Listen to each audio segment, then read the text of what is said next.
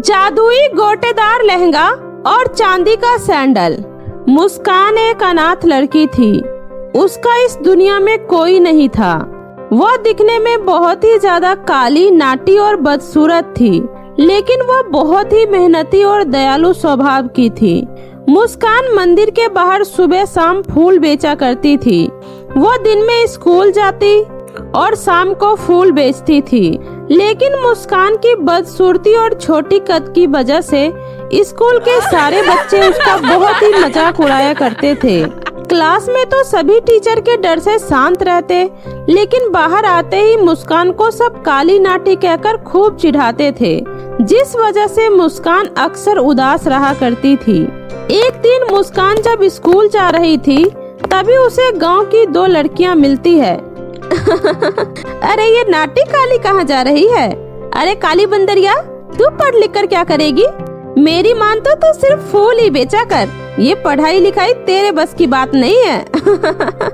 तभी वहाँ काजल नाम की एक लड़की आती है। काजल मुस्कान के पड़ोस में ही रहती थी। वो बहुत ही अमीर थी, जिस कारण उसे पैसों का बहुत ही घमंड था। वो मुस्कान का हमेशा ही मजाक उड़ाया करती थी। तुम लोग इसे ऐसा मत बोलो, अगर इस काली को गुस्सा आ गया तो हम सबको बहुत मारेगी। ये नाटी मारेगी हमें? अरे इसने अपनी साइज देखी है क्या? इतनी सी तो है, एक हाथ में धूल चाटते फिरेगी। आई बड़ी मारने वाली। यह सुनकर सभी हंसने लगते हैं। यह सुनकर मुस्कान को बहुत ही बुरा लगता है।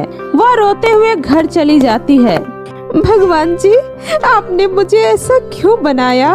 अब मैं काली और छोटी हूँ तो इसमें क्या मेरी गलती है? आपने मुझे ऐसा क्यों बनाया भगवान जी? जिसे देखो सभी मेरा मजाक उड़ाते रहते हैं। आखिर क्यों? क्या मेरा जीने का हक नहीं है? क्या मैं बाकी लड़कियों की तरह हंस नहीं सकती, स्कूल नहीं जा सकती? इस तरह हर दिन लोगों की मजाक उड़ाने की वजह से मुस्कान अंदर से टूट जाती है और वह घर से निकलना तक बंद कर देती है। यहाँ तक कि उसने स्कूल जाना, खाना पीना तक भी बंद कर दिया। मुस्कान को कई दिनों से मंदिर के सामने फूल नहीं लगाता देख मुस्कान की मुंहबोली मौसी अनीता चिंता में पड़ जाती है। अरे इस मुस्कान को क्या हुआ? कई दिनों से दिखाई नहीं दे रही। कहीं उसकी तबीयत तो खराब नहीं हो गई? बेचारी सबकी कितनी मदद करती है, बड़ी भली बच्ची है। भगवान न करे उसके साथ कुछ भी बुरा हो। यह सोचकर मौसी अनीता मुस्कान से मिलने उसके घर जाती है और वह देखती है कि मुस्कान बहुत ही उदास है। वह उसके सर पर प्यार से हाथ फेरते हुए बोलती है, क्या हुआ मुस्कान बेटा? आजकल तुम मंदिर के बाहर फूल नहीं लगाती, ना ही घर से बाहर निकलती हो। क्या बात है बेटी? अगर कोई परेशानी है तो तुम मुझे बता सकती हो। बुआ क्या बताऊं? मैं इतने दिनों से सब कुछ चुपचाप सहती आ रही हूँ, लेकिन अब और नहीं बुआ, अब मुझसे ये सब और नहीं सहा जाता। अब मैं काली और नाटी हूँ तो तुम ही बताओ बुआ, क्या ये मेरी गलती है? हर कोई मुझे काली बंदरिया, नाटी, बौनी, जाने किन किन नामों से बुलाते हैं। मुस्कान बेटी, इसमें तुम्हारी कोई गलती नहीं है। तुम तो ईश्वर की बनाई हुई अनमोल बच्ची हो। तुम्हारा दिल बहुत ही निर्मल है। तुम दिल की बहुत ही खूबसूरत हो और खूबसूरती सिर्फ बाहरी सौंदर्य से नहीं बल्कि आत्मा से होती है, और तुम्हारी आत्मा बहुत ही पवित्र है। लोगों की बातों का बुरा मत मानो बेटी। कुछ तो लोग कहेंगे, लोगों का काम ही है कहना। तुम उनकी बातों पर ध्यान मत दो। लेकिन बुआ, स्कूल की लड़कियां भी मुझसे बात नहीं करती। बुआ, अगर मैं सुंदर होती फिर तो मेरी भी बहुत सारी सहेलियां होती ना। मुझे तो लगता है मैं इतनी काली और बदसूरत हूँ, इसी वजह से मेरे माँ बाबा भी मुझे अकेला छोड़कर दुनिया से चले गए। ऐसी बातें नहीं करते बेटी। तुम्हारे माँ बाबा तो तुम्हें बहुत ही ज्यादा प्यार करते थे। वो तो बदकिस्मती से वे लोग हादसे का शिकार हो गए। बेटा, सुंदरता कोई मायने नहीं रखता। इंसान का दिल अच्छा होना चाहिए, और तुम्हारा दिल तो सोने जैसा है। अब चलो, रोना बंद करो। ये देखो, पुजारी जी ने तुम्हारे लिए क्या भिजवाया है? मिठाई। अब चलो उठो और मिठाई खा लो। अरे वाह बुआ, मिठाई तो मुझे बहुत ही ज्यादा पसंद है। बुआ, अगले हफ्ते मंदिर में पूजा है, मेरे पास एक भी कपड़े नहीं हैं। मैं सोच रही हूँ इस बार अपने साथ गांव के कुछ गरीब लोगों के लिए भी कपड़े ले आऊं। अरे वाह, इससे अच्छी कोई बात हो ही नहीं सकती बेटी। ऐसे ही खुश रहो और खुशियाँ बांटते रहा करो। अब मैं चलती हूँ, अपना ख्याल रखना। अगले दिन मुस्कान बाजार से अपने लिए एक सुंदर सा गाउन और कुछ कपड़े खरीदती है। मुस्कान बाकी के कपड़े गांव के गरीब लोगों में बांट देती है और लास्ट में अपने लिए खरीदा गया गाउन लेकर घर आ जाती है। तभी वह देखती है कि रास्ते में एक लड़की फटे पुराने कपड़ों में सड़क पर भीख मांग रही है। उसके कपड़े भी कई जगह से फटे हुए थे। वह लोगों से भीख मांग रही होती है। मुस्कान को उसे देखकर उस पर बहुत ही ज्यादा दया आ जाती है। अरे, ये बेचारी के कपड़े कितने फटे हुए हैं, क्यों ना मैं इसे अपना गाउन पहनने के लिए दे दूं? इसे इन कपड़ों की मुझसे ज्यादा जरूरत है। यह सोचकर मुस्कान उस लड़की के पास जाती है और उससे बोलती है, सुनो, तुम ये गाउन पहन लो। मैं ये कपड़े तो पूजा में पहनने के लिए लाई थी, लेकिन इन कपड़ों की मुझसे ज्यादा जरूरत तुम्हें है और तुम यहाँ भीख क्यों मांग रही हो? दीदी, मेरा इस दुनिया में कोई नहीं है, इसलिए मैं भीख मांगकर अपना गुजारा करती हूँ। ऐसा नहीं बोलते बहन, जिसका कोई नहीं होता है उसका भगवान होता है। चलो मेरे साथ। इतना बोलकर मुस्कान उसे अपने घर ले आती है। अब जाओ बहन, जल्दी से ये गाउन पहनकर तैयार हो जाओ, फिर हम सब साथ में पूजा में चलते हैं। तभी वह लड़की एक बहुत ही खूबसूरत परी में बदल जाती है। यह देखकर मुस्कान हैरान रह जाती है। मुस्कान, घबराओ नहीं, मैं परीलोक की स्वीटी परी हूँ। मुझे रानी माँ ने पृथ्वी लोक पर रहने वाले लोगों की परीक्षा लेने के लिए भेजा है, ताकि मैं नेक और दयालु लोगों को अपने परीलोक की तरफ से खास जादुई तोहफा भेंट कर सकूं। मुझे तो लगा कि इंसानों की इस बस्ती में अब इंसानियत ही खत्म हो गई है, लेकिन तुम्हें देखकर ऐसा बिल्कुल भी नहीं लगता। तुम वाकई में बहुत ही अच्छी और नेक दिल लड़की हो, इसलिए यह खास तोहफा मैं तुम्हें देना चाहती हूँ। इतना कहते ही परी अपनी जादुई छड़ी से एक गोटेदार लहंगा और चांदी की सैंडल प्रकट करती है। ये लो मुस्कान, ये गोटेदार लहंगा और चांदी का सैंडल तुम्हारे लिए है। इस लहंगा और सैंडल को पहनते ही तुम्हारी सारी परेशानी खत्म हो जाएगी और तुम्हें कभी भी किसी चीज की जरूरत हो तो इस लहंगे को पहनकर उसे मांग लेना। तुम्हारी हर इच्छा पूरी हो जाएगी। मुस्कान जादुई गोटेदार लहंगा और चांदी के सैंडल पाकर बहुत ही ज्यादा खुश होती है। वह खुशी खुशी परी का धन्यवाद करती है और फिर परी वहाँ से गायब हो जाती है। मुस्कान खुशी खुशी जादुई गोटेदार लहंगा और चांदी का सैंडल पहनती है।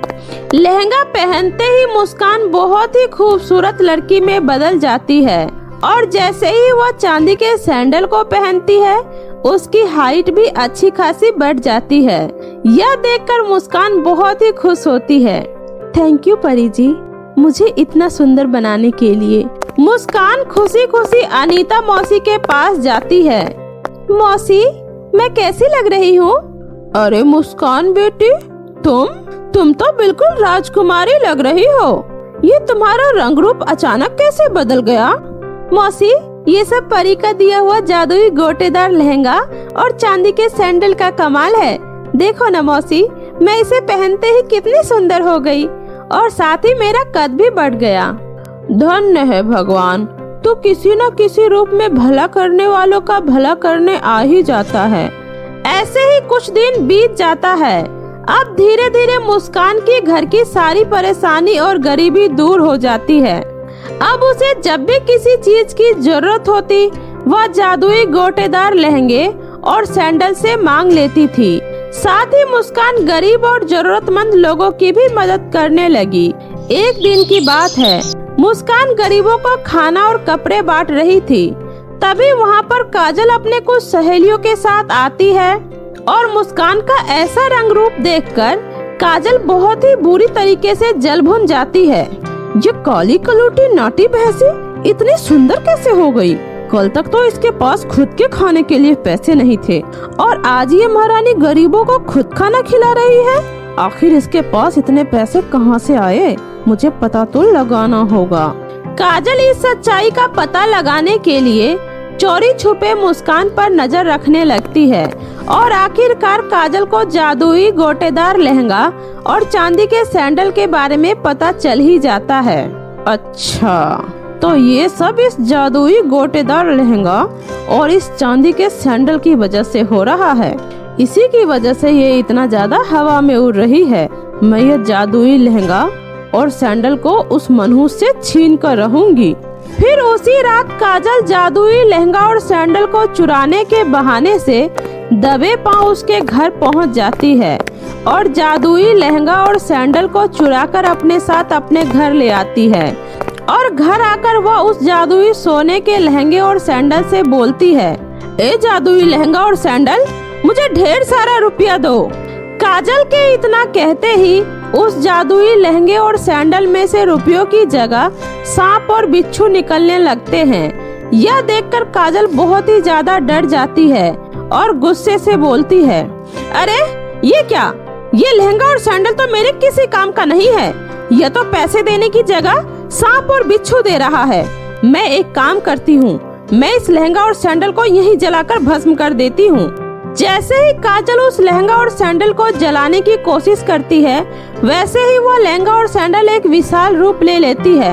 ए लड़की, तू मुझे जलाना चाहती है? आज तू मेरे हाथों से नहीं बचोगी।